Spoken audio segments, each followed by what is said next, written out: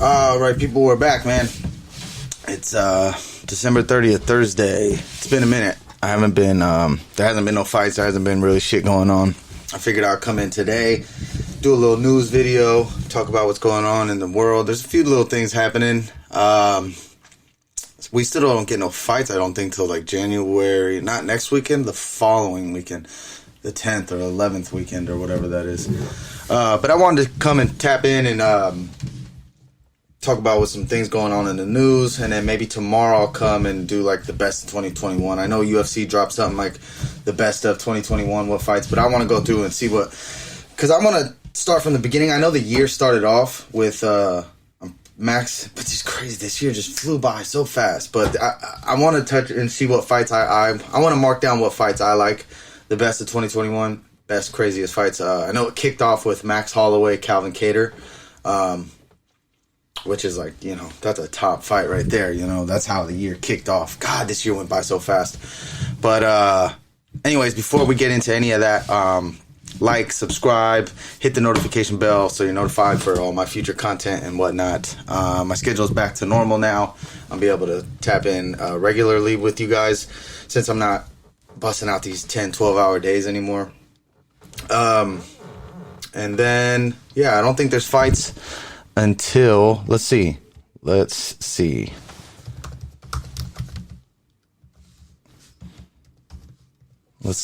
looking like. I know Ngannou,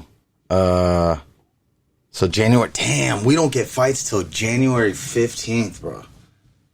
Holy shit, that's another 2 weeks out from this weekend. So this weekend and then 2 weeks out, we don't get no fights. Damn. God damn. And that's Calvin Kattar and Giga Chikadze, which is a dope fight. But we don't even need to tap into that at all because that's so far away. I'm not sure. I'm pretty sure people that watch this pay attention to what's going on in the MMA world anyways. But Dana White and Francis Ngannou have been beefing for a minute since, like, Francis coming to the end of his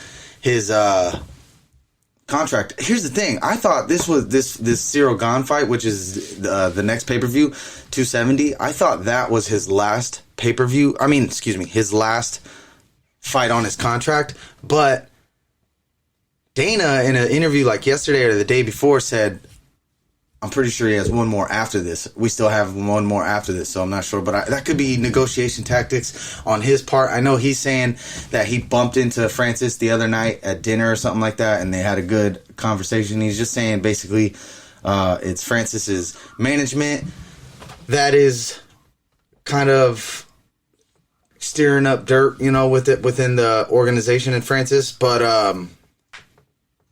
I also read somewhere that Francis is trying to leave the UFC after his next fight. And the thing about saying that publicly, when you have the one fight left, you have to win that fight because look, if he loses to Cyril Gane, which is that is possible. He can definitely lose to Cyril Gane. But if he does lose, Dana's going to be like, fuck you. And if you don't want to, like, sign to the terms we set for you, we don't care. But if you win, now if Francis knocks Cyril Gane out or wins a decision, especially if he knocks Cyril Gane out, dog, like, that's a great look. It's like you knock Cyril Gane out and then you're like, I'm out. I would love to see that just to excite the combat world up, like, just to excite it, man. Like, the biggest heavyweight hitter ever in UFC history knocks out this undefeated cat who's looking like unbeatable, knocks him out, and then is like, F you, I'm out of here. I'm going somewhere else, or I'm going to test the water somewhere else and see what I can do. That's hard. If he does that, that's hard. You know what I'm saying? I would love to see something like that.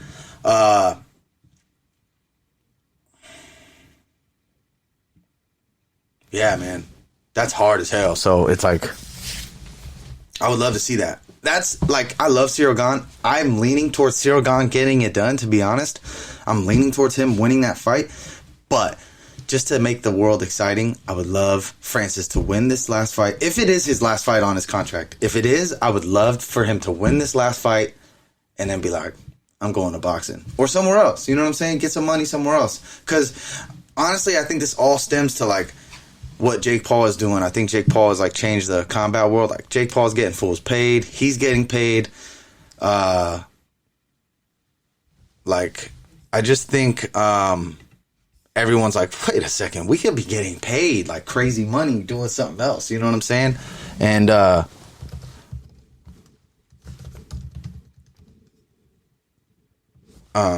I just think that people are starting to realize, like, hey, man, let's not sign these 6-8 fight contracts. Let's sign these 1-2 fight contracts and go bounce around and maneuver. I think that's what fighting should be about. Independent contractors signing with promotions here and there, but able to do what they want and not just signing as an employee. Like, Dana says it's not really an employee, like you're not an employee, but at the same time they are, because they can't do anything else. And if they do want to do something else, they need permission.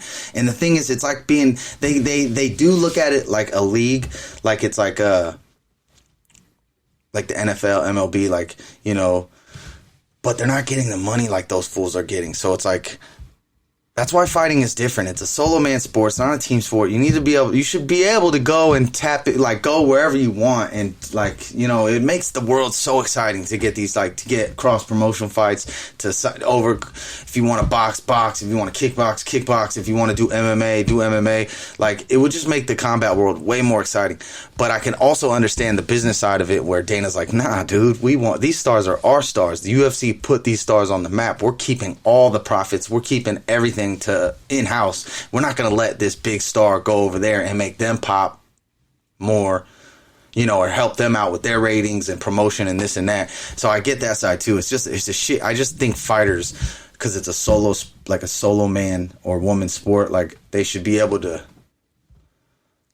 do what they want, you know, and not be tied down to a single promotion. You know what I'm saying? Anyways, that's enough on that. We'll see what happens in the near future. It's coming. I mean, UFC's 270, I think, is the 22nd. So it's like, it's right around the corner. It's less than a month away. So we will see. Also, yeah, I heard did you guys see that? The Jake Paul and Tyron Woodley pay-per-view was a flop. They said domestically 65,000.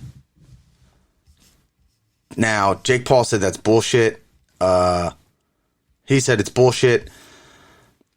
Who knows? We'll find out. We'll find out if it's bullshit. But yeah, it's a pay-per-view rematch, and it was $60.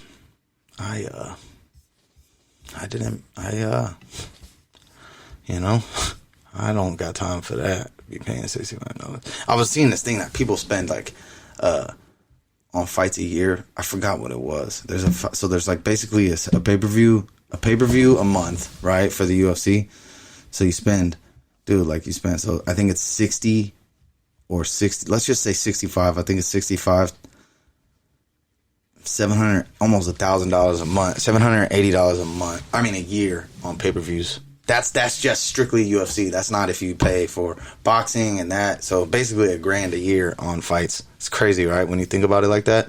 But anyways, the pay-per-view for the rematch between Paul and Woodley was priced at $60.99, equaling a total of $3.89 million before streaming numbers. What? DAZN reported that Paul Woodley card brought in lower numbers than the All Elite Wrestling's Full Gear show in November, which took place at Target Center in Minneapolis. After the figures were reported, UFC welterweight star Jorge Masvidal trolled Paul on Twitter, writing, "Boy, can't afford the big boys. Never do again. Never again do I want to hear my name associated with the fake 305 day is coming. Super necessary." Masvidal reported, yeah, I talked about that. And that video got deleted. It got deleted due to it said copyright, but I feel like it's under the fair use, so I just didn't contest it. But I re-uploaded it today, and now it's fine. I think it's just I uploaded it so fast that they pulled it because it had the fight content on there. But whatever, they're not gonna pull it now, I don't think. So yeah, we'll see. But I know Jake Paul said something like, "Don't believe." Let me see. I have it in my phone. Let's see. He said,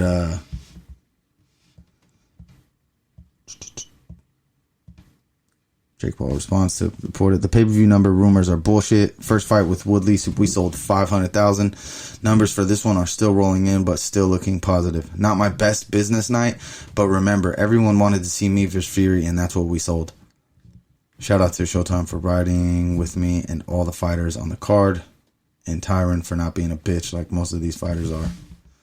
And I believe that it probably only did sell 665, you know, because I mean, we got to remember Jake Paul's a troll, but he also admitted, he said, this isn't my best business night, which is like, I figured it wasn't going to do that much in numbers. And nobody cared to see Woodley and Paul, too. Like, Woodley's not I mean, whatever. We already talked about it in my last video. It's uploaded again if you want to check that out.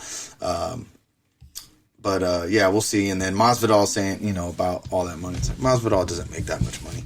I saw Kamaru, like, he's talking about, I need 20 million. And it's like, I just saw this post the other day. It showed Kamaru Usman without pay-per-view, just total payout from the UFC to Kamaru Usman. He's made almost 4.5 million. It was like 4.2 million dollars without pay-per-view numbers. So let's say with pay-per-view numbers, I would imagine he's had to have touched, he's got to be closer to the range of $7 to $10 million, right? Which is, I think that's good money. It's not as high as boxing, but if you look at it on the grand scheme of things, UFC fighters are getting paid across the board way better than boxers. Across the board as an average, I believe.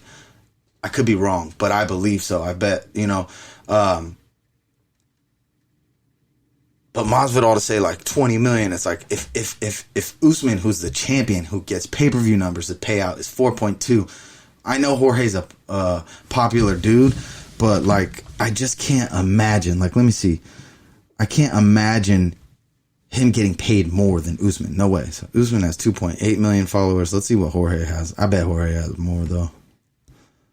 3 million. Okay, barely anymore.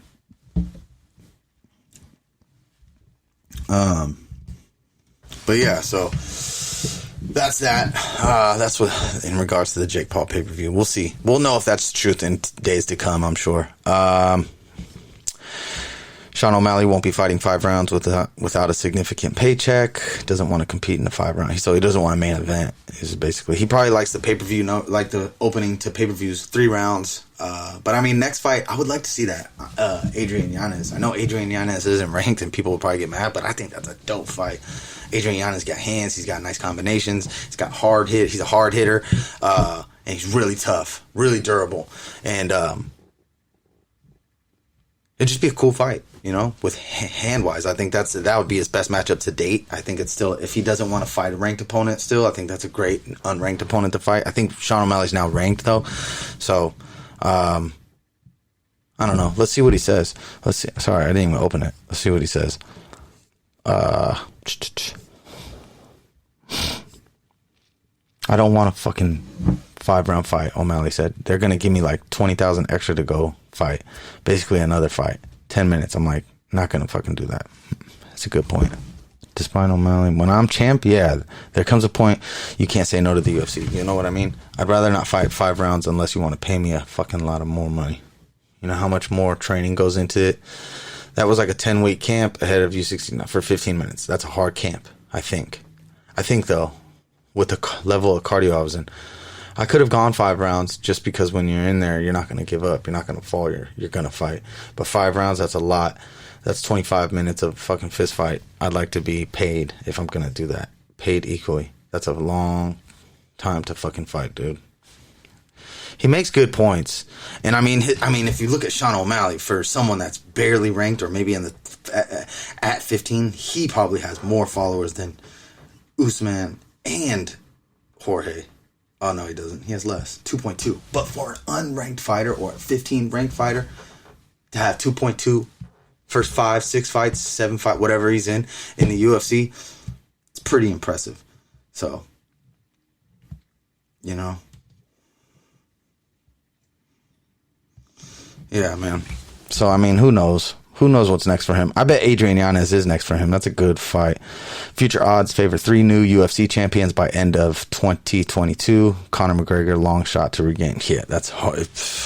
He's got a long, long way to go. I saw this thing, John Kavanaugh's looking at Tony Ferguson as a comeback fight. And that's what I'm saying. Tony Ferguson, Nate Diaz. Those are the 2 comeback fights you need to do. Big money paydays, exciting fights, plus not at the highest, like, you know, you're not fighting Charles Oliveira, Michael Chandler, Justin Gaethje, you know, these top dudes that come back and get some money and fight a good, popular fight where it's like even, you know what I'm saying? Like, not to discredit Nate or Tony, but like, you know what I'm saying? Okay, let's see who they think. 1-5. Who is a 1-5 favorite to remain featherweight champ? Yeah, that makes sense. Recently lost to Jordan. Nunes is a 5-6 favorite in a rematch. Pena is, however, very close second at 2-1 with Holly Holm coming in third to 6-1. Okay, PFL champion Kayla Harrison, UFC featherweight champ, second on the welterweight list behind Usman. Yeah, John Jones is yet to make.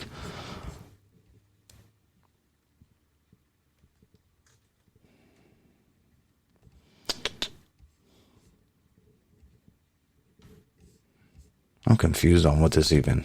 Why are they? Whatever, let's get out of here. It's crazy. They put Conor's picture, though, like 2020. That's a long route for Conor to become champ in 2022, you know? Sean Strickland has made some pretty wild claims on Twitter the last few months, and he doesn't. Sean Strickland claims Raymond Daniels knocked Tony Ferguson out in sparring. Yeah, I saw this too. Jesus, deceived. Ex-UFC fighter performed sex acts to fund aspiring MMA career. Yeah, I saw that. He came out in an interview and said something like he used to jerk fools and dudes off to like fund his MMA career. Wild, man. It's wild. I mean, that's basically all the big shit that's popping right now. 16 minutes. It's been long enough. We could wrap this up. Tomorrow I'm coming, though, with the 2021 best fights. Best of fights 2021. So, yeah, man. I'll come back tomorrow, drop a video, best of 2021, because tomorrow's the last day of 2021. So, yeah, right? Yeah, today's the 30th. So, yeah, I'll do that, and then I'll upload this in a little bit. It's almost 2 o'clock. Yeah, man. Give me all that good shit. Like it, subscribe, hit the notification bell for future content like tomorrow's video, so you'll be notified when that's uploaded and all that good stuff. I feel like I meant to say something. It's not clicking right now, and I don't know. It'll probably become. Shit always comes back to me when I'm like outside doing shit. I'm like, I was supposed to say that, and I forgot, and I feel like I was supposed to say something. But I just can't remember. Oh, yeah. Before I get out of here, I wanted to touch on this thing because John Madden passed away. You know, it's not in regards to MMA, but this douchebag, I feel like I should say something because he's just a douchebag and I just hate people like this. So John Madden passed away. Not really sure. I didn't even know. I haven't been paying attention to the news or anything lately because everything's negative. You know what I'm saying? But I saw that he passed away, right? And this dude. Why is that not going away? And this dude, Dr. Andrew McGregor, tweeted out, right? Of course, there's always these douchebags that want to diss people when they die, when they're not here to defend themselves. And I've only heard good things about John Madden from people like that. John Madden was a really good guy. But anyways, this guy tweets out, I have a lot of opinions on John Madden. The creation of Madden video game was not a great development for the U.S. First off, it was great. People love Madden. It sold. I don't know what it's doing now, but I know for a long time it was selling crazy. Always, every year, Madden was going crazy, bro. It further glamorized violence and dehumanized black athletes, helping to establish plantation cosplay that has grown worse in the era of fantasy football. Then he doubles up on a tweet and he says, the video game distanced the reality of violent sport from fans and transformed human behaviors into artificial numbers and simulations. It glamorized athletes using their name for profits while encouraging fans to disregard the humanity. Madden built a digital plantation. It's like, you're a garbage human, bro. This fool passed away. Why didn't you say that shit when he was alive? I just hate people that come out and wait for people to die and then they're like, I have to say something negative about this dude. It's like, I've only heard good things about John Madden, like from like in interviews and whatnot. But this guy wants to come out and diss him while he's dead when he can't defend himself. No one, you know what I'm saying? And it's just like, it's not, people get paid for their actions. People sign up. to compare to a plantation, bro, people had no choice to be on a plantation and do work as a slave. They had no choice. People sign up. They sign up. Yeah, maybe black athletes like run sports, not like American sports, basketball, football, maybe not baseball. I'm not sure. I don't pay attention to baseball, but I know basketball, football. But anyways, that's because they're just dominant athletes. Their genetics are crazy. That doesn't have anything to do with like what he's talking about, like dehumanization, maybe, but they choose to. The difference is they choose to do it and they get paid a lot of money to do it. It's not like they're forced. You know what I mean? I just wanted to touch on that before I get out of here. This dude's a douchebag. Fuck this guy. He should be slapped. I just hate people that wait till people to die to say shit. It's like, God, you're a coward, bro. That's so cowardly. It's so cowardly. Anyways, that's it. I just want to touch on that before I get out of here. I love you guys. Peace.